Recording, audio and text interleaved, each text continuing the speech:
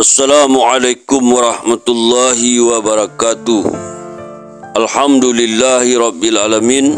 Lagi dan lagi kita bersyukur kepada Allah Subhanahu wa taala atas segala nikmat yang telah Allah berikan kepada kita. Dan tidak lupa juga kita berselawat kepada Nabi kita Muhammad sallallahu alaihi wasallam. Allahumma salli ala sayyidina Muhammad wa ala ali sayyidina Muhammad. Karena pengorbanan Nabi, risau fikir Nabi, susah payah Nabi untuk sampaikan, untuk sebarkan agama Islam. Dan Alhamdulillah hari ini telah tersebar ke seluruh dunia. Hari ini kita akan menceritakan kisah tentang Rasulullah SAW dan para sahabat-sahabatnya. Sebelum kita menceritakan kisah ini, jangan lupa di subscribe, like, komen dan share konten ini. Kisah tentang wasiat Rasulullah SAW mengenai sahabat Ansar dan Muhajirin dikeluarkan oleh At-Tabrani dari Abdurrahman bin Auf radhiyallahu anhu. Katanya, ketika Rasulullah SAW hampir wafat, para sahabat berkata kepada beliau, "Ya Rasulullah, berwasiatlah kepada kami."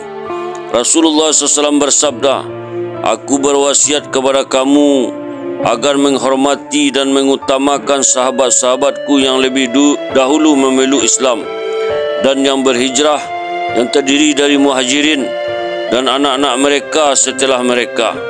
Jika kamu tidak melakukannya, maka tidak akan diterima dari kamu pembelanjaan dan keadilan kamu." Dikeluarkan oleh At-Tabrani dari Zaid bin Sa'ad dari ayahnya, ketika Nabi sallallahu alaihi wasallam merasakan ajalnya hampir tiba, beliau sallallahu alaihi wasallam keluar dalam keadaan berselimut dengan sehelai kain yang lusuh, lalu duduk di atas mimbar. Maka orang-orang dan pedagang-pedagang di pasar mendengarkan khutbah beliau sallallahu alaihi wasallam. Lalu mereka masuk ke dalam masjid. Setelah memuji Allah Subhanahu wa taala, Rasulullah SAW bersabda, "Wahai kaum muslimin, peliharalah hubungan baik kalian dengan para penduduk Ansar, kerana mereka sesungguhnya adalah seumpama perutku, tempat aku menyimpan makananku, dan mereka itu seumpama bebanku, tanggungjawab Rasulullah SAW. Oleh kerana itu, terimalah segala kebaikan yang ada pada mereka dan hindarilah kejahatan mereka."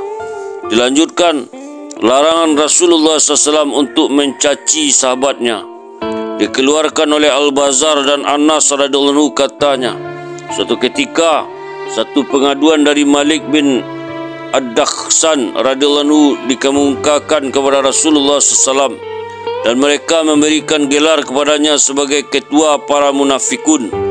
Oleh kerana itu Rasulullah SAW bersabda, "Biarkanlah sahabat-sahabatku dan janganlah mencaci mereka."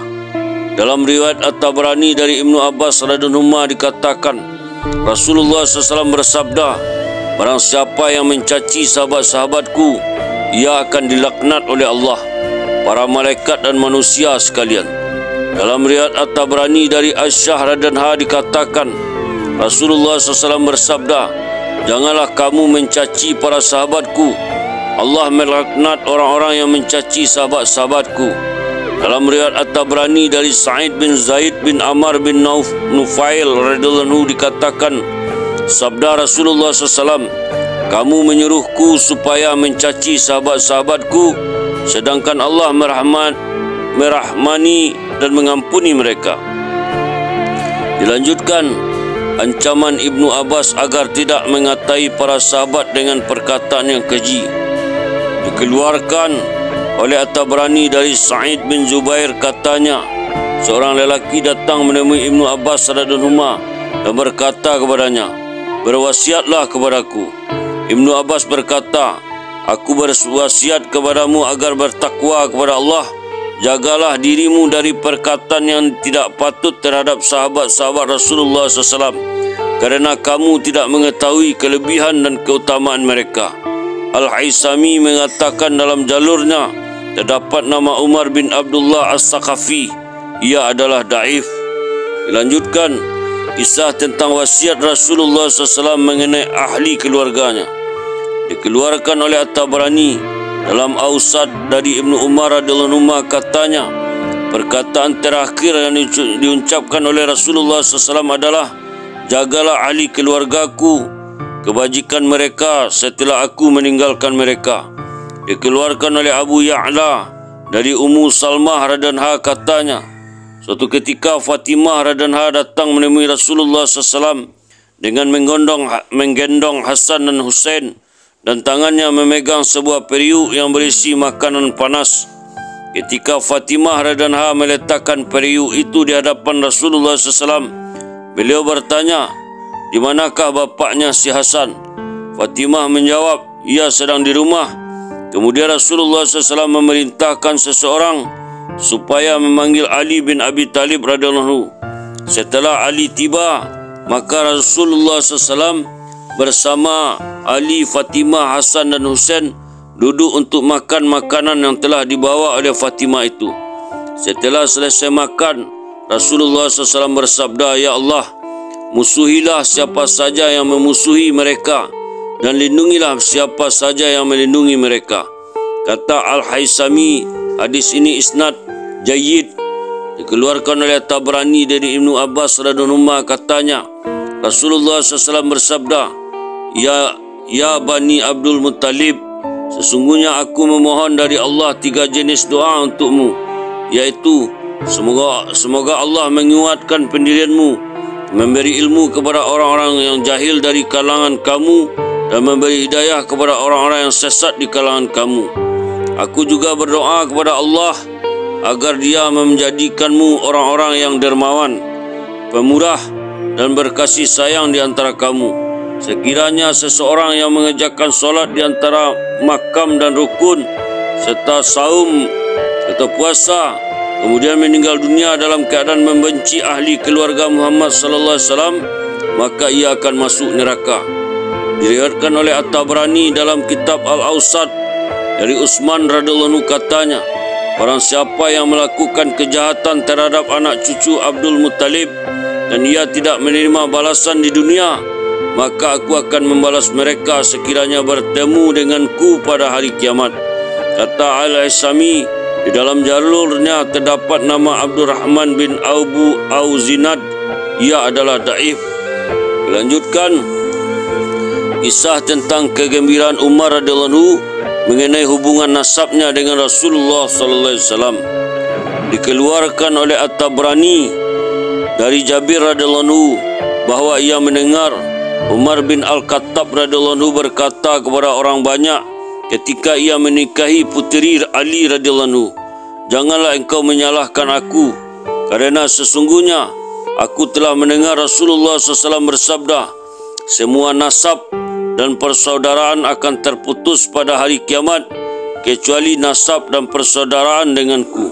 Al-Haisami mengatakan bahawa hadis ini diriwayatkan oleh At-Tabrani dalam Al-Kabir dan Al-Awsat secara ringkas. Rijalnya sahih kecuali Al-Hasan bin Sahal, ia hanya sidgat. Itulah kisah-kisah tentang wasiat Rasulullah SAW mengenai sahabat-sahabat Ansar Muhajirin, larangan untuk mencaci sahabat-sahabat Rasulullah SAW, ancaman untuk mengatakan para sahabat dengan perkataan keji, dan wasiat Rasulullah SAW mengenai orang-orang yang membenci keluarga Rasulullah SAW. Dan dilanjutkan dengan kisah tentang kegembiraan Umar radhiyallahu anhu mengenai hubungan nasabnya dengan Rasulullah SAW. Semoga apa-apa yang kita dengar dapat kita mengamalkan, mencontoh dan menyampaikan kepada orang-orang lain, kerana sahabat-sahabat Rasulullah sallallahu alaihi wasallam adalah orang-orang yang sukses, orang-orang yang berjaya di kehidupan dunia dan kehidupan akhirat. Allah Subhanahu wa taala telah ridho kepada para sahabat. Allah Subhanahu wa taala telah sayang kepada sahabat, kerana sahabat-sahabat ini sungguh-sungguh mencontoh kehidupan Rasulullah SAW. Kehidupan Rasulullah SAW mulai dari berpakaian, ibadah Rasulullah SAW, amalan-amalan Rasulullah SAW. Pokoknya kehidupan sehari-hari sahabat, kehidupan sehari-hari Nabi, mulai dari bangun tidur Nabi sampai tidur Nabi kembali. Sahabat-sahabat bersungguh-sungguh untuk mencontoh Rasulullah SAW. Maka Allah telah ridho kepada sahabat. Allah telah jamin bahawanya sahabat-sahabat ini Allah beri kebahagiaan baik di kehidupan dunia maupun di kehidupan abada selama-lamanya, iaitu kehidupan akhirat. Kita tutup dengan doa. Subhanallah wa bihamdihi, subhanallah wa bihamdika, asyhadu an la ilaha illa anta, astaghfiruka wa atubu ilaik.